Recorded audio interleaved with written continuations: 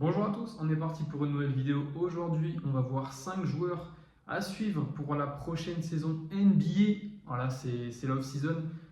On attend tous le retour de la NBA, donc c'est l'occasion parfaite de voir un petit peu quels joueurs seront à suivre. Donc allez, c'est parti. Premier joueur de ma sélection, tout comme sa place à la draft, à la dernière draft, Zachary Rizaché.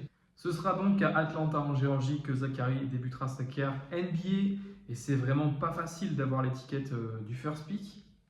Par contre, ce qui peut l'aider, ce sera sûrement son rôle. Il n'arrive pas dans une équipe pour être franchise player, il arrive plutôt en tant que complément. Ici, on a un joueur grand défensif qui devra voilà, aider l'équipe, notamment Trae Young, qui a clairement les clés du camion à Atlanta, et encore plus suite au départ de Dejounte Murray. Et si l'équipe est sérieuse, il y a quand même des bons éléments chez Locks. Jalen Johnson, qui est vraiment en plein boom, là, il est en train de devenir vraiment extrêmement bon. Il y a quelques joueurs expérimentés, comme voilà, Clint Capella, Dyson Daniels aussi, qui a rejoint l'équipe dans le trade justement de Dejounte Murray. Et s'ils s'en sortent bien, pourquoi pas essayer de jouer les playoffs. Moi, je les vois plus sur une place play-in, mais en tout cas, ouais, sa première saison risque d'être vraiment intéressant. Je pense qu'il aura quand même pas mal de temps de jeu. Donc voilà, pour un first pick, je pense qu'il est assez bien tombé. Ça aurait pu être pire pour lui, je pense. Et Atlanta, ouais, il aura quand même pas mal de temps de jeu, etc. Donc c'est plutôt cool pour lui. Et pour finir ce segment sur Zachary, je vous mets un petit extrait de Trae Young, de ses propos lors du podcast avec Paul George sur ouais, ces vidéos podcast là.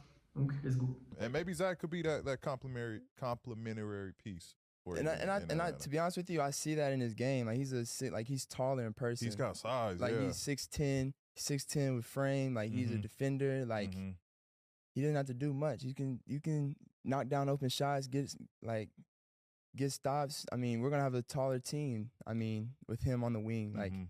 On passe au deuxième joueur et ma sélection, ça va être Shai Gilgeous-Alexander. Depuis quelques années maintenant et depuis qu'il s'est révélé aux yeux de tous, il ne cesse vraiment de s'améliorer. Ça fait maintenant 2 saisons qu'il tourne à plus de 30 points de moyenne. Il a été 2 fois All-Star, 2 fois All-NBA First Team.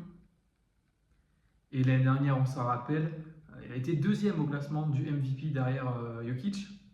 Et donc justement, est-ce que ce ne serait pas la bonne année? Le Thunder, c'est aujourd'hui une équipe les plus compétitives de la ligue, clairement, avec des joueurs extrêmement talentueux et encore très jeunes. Et ils pourraient clairement, s'ils continuent à jouer à ce niveau et que le Thunder reste dans les premières places à l'Ouest, devenir MVP, clairement, c'est pas impossible. Surtout que le Thunder bosse extrêmement bien, avec une bonne off-season d'ailleurs, avec notamment Caruso qui est venu remplacer Giddey. Caruso, un des meilleurs role-players de la ligue, clairement. Alors que Giddey, bon, c'est un bon joueur intrinsèquement, mais malheureusement, il n'avait pas forcément sa place au Thunder. On l'a vu en playoff, il a été relégué sur le banc, c'est pas sa place, donc je pense qu'il fallait vraiment le trade. On a eu également un très bon ajout avec Isaiah Hartenstein, l'ancien pivot des Knicks, qui va apporter clairement tout ce qu'il faut pour un poste 5, clairement de l'énergie, la taille, les écrans. Vraiment, ils ont comblé une de leurs lacunes, le Thunder, là, clairement, avec Hartenstein, c'est vraiment une belle trouvaille. Bon, c'est peut-être un petit peu cher, mais le Thunder avait les finances et pouvait se le permettre, parce qu'ils ont clairement ils avaient beaucoup de space. Bon, après, bien sûr, ça ne va pas être le seul candidat, il y en aura d'autres, je pense, à Doncic notamment, et les Mavs qui ont une équipe vraiment extrêmement compétitive, je la trouve encore meilleure que l'année dernière, sur le papier en tout cas. Alors qu'ils étaient en finale NBA l'année dernière. Donc forcément, je pense que Luka serait de la partie. Évidemment, Jokic, qui pourrait clairement être MVP encore une fois. Et bien sûr, on ne va pas oublier Embiid, Giannis, qui peuvent également être s'ils font une grosse saison. Mais en tout cas, mon deuxième joueur à surveiller, ça va être SGA pour le MVP. Moi, je crois beaucoup en SGA pour qu'il prenne ce MVP pour la prochaine saison. Allez, on passe à ma troisième sélection, mon troisième joueur. Et là, on est sur un vrai dossier, un joueur qui me tarde vraiment de voir. C'est tout simplement Ja Morant. Après une saison 2023-2024 extrêmement compliquée, marqué par des blessures et beaucoup d'affaires extrasportives. Il va vraiment devoir prouver qui il est et ce qu'il veut faire dans cette ligue, clairement. En tout cas, dans le jeu, c'est un joueur où je me fais pas de soucis pour lui. C'est un joueur qui est hors norme. Dans le jeu, vraiment, je me pose pas vraiment de problème pour lui, mais j'espère vraiment qu'il va pas refaire de dinguerie comme il a déjà fait. Du côté de Memphis, il pourra s'épauler vraiment sur des joueurs de qualité, hein, comme dans le passé. Jaren Jackson Jr., Desmond Bane également, qui a fait une belle saison l'année dernière malgré une grosse blessure. Et aussi Marcus Smart, hein, qu'on n'a quasiment pas vu avec le maillot des Grizzlies. Et également, du côté de la draft, un choix qui a été assez malin, je trouve, du côté de Memphis, avec l'ajout de Zach Edey, le grand pivot canadien. Et je pense que son association avec Ja, elle peut vraiment être pas mal. Et jouer avec un grand comme ça dans une raquette, pour un Ja Morant, je pense que ça peut être vraiment bien jouer autour. J'ai vu une petite vidéo, là je la mettrai sur un côté, des deux joueurs justement qui s'entraînaient ensemble. Donc ouais, vraiment Ja, c'est un joueur que j'ai vraiment hâte de revoir sur le terrain, parce que déjà c'est un putain de joueur de basket clairement, et j'espère vraiment qu'il fera plus ces dingueries là. En tout cas, on va vraiment être sur une saison primordiale pour Ja Morant, peut-être la plus importante de sa carrière. S'il arrive à retrouver l'impact qu'il avait, que ce soit niveau jeu, santé, comportement, les Grizzlies, ce sera une équipe très coriace à l'ouest. Par contre, s'il refait parler de lui pour les mauvaises raisons, ça pourrait limite être fin de carrière NBA, et clairement là je pense que c'est vraiment sa dernière chance. Quatrième joueur, j'ai pas de montre, mais Damian Lillard, Dame Time.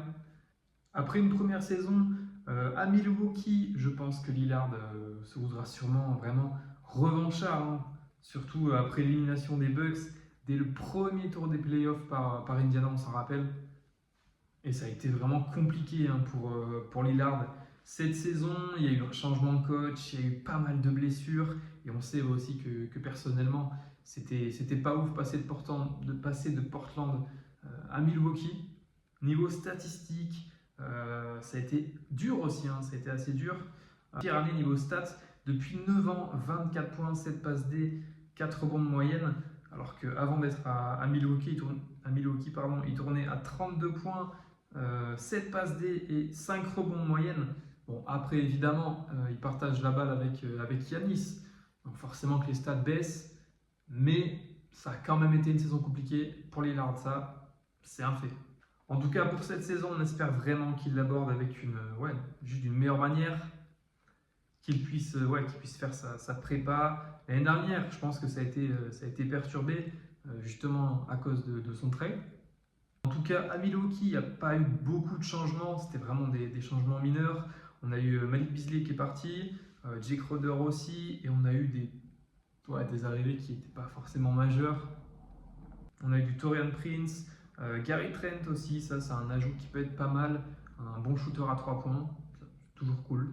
Et également Delon Wright, justement je pense en backup de Dame. Et sinon je pense qu'on va partir sur à peu près les mêmes joueurs, hein. Le Milwaukee qu'on connaît, avec du coup Lillard, Giannis, Brook Lopez, Middleton. On connaît Milwaukee, ça fait un petit moment que ça roule avec ces joueurs. Donc je pense que ce sera vraiment un joueur à suivre de très près, hein. Même les Bucks tout simplement, voir ce qu'ils vont donner. Et est-ce que ça va être l'heure pour Lillard d'aller chercher une bague? Dernier joueur de ma sélection, on est dans l'actualité avec Gershon Yabusele. On l'attendait un petit peu et on le voyait un peu revenir en NBA. On a vu les petits appels de phare sur Twitter notamment. Et ça y est, du coup, ça a été fait. Il va signer du coup aux Sixers pour un contrat minimum. Et je pense que pour lui, c'est clairement une bonne destination. Il arrive dans une équipe qui est vraiment compétitive. C'est aussi une bonne opération, hein, pour la franchise qui signe vraiment un bon joueur au tarif minimum. Et c'est un contrat court, donc vraiment, il n'y a quasiment pas de risque. Côté Sixers, il y a eu vraiment une grosse off-season, hein, bien sûr. Ils ont récupéré Paul George, ils ont prolongé Tyrese Maxey. Il y a quelques joueurs intéressants aussi qui sont venus. Caleb Martin, Eric Gordon, Reggie Jackson. Ils ont aussi pu garder Kelly Oubre, Kyle Lowry également. Donc il y a vraiment une belle équipe, à l'Est qui pourra clairement viser le top 3-4, top 3 même franchement. Hein. Vraiment là, Nick Nurse, il aura un bel effectif. Et pour moi, c'est vraiment un move gagnant pour Philly, gagnant pour Gershon. Tout simplement aussi parce que au poste 4, c'était vraiment limité, je trouve. On avait du coup un Caleb Martin, Robert Covington. Donc je pense qu'il y a vraiment une place à aller chercher. Il y avait une place à aller chercher. Et Gershon Yabusele, je pense qu'il pourrait clairement être même titulaire. Ça m'étonnerait même pas qu'il finisse dans le 5 de départ. Donc voilà, c'est terminé. Il y a ma petite liste de 5 joueurs à suivre pour cette saison, pour cette prochaine saison NBA. C'est long là, c'est en octobre, c'est encore vachement long d'attendre ce temps. Donc dites-moi, vous, qui vont être les joueurs que vous allez regarder de très près cette année. Donc voilà, petit commentaire, petit like, petit abonnement. Ciao!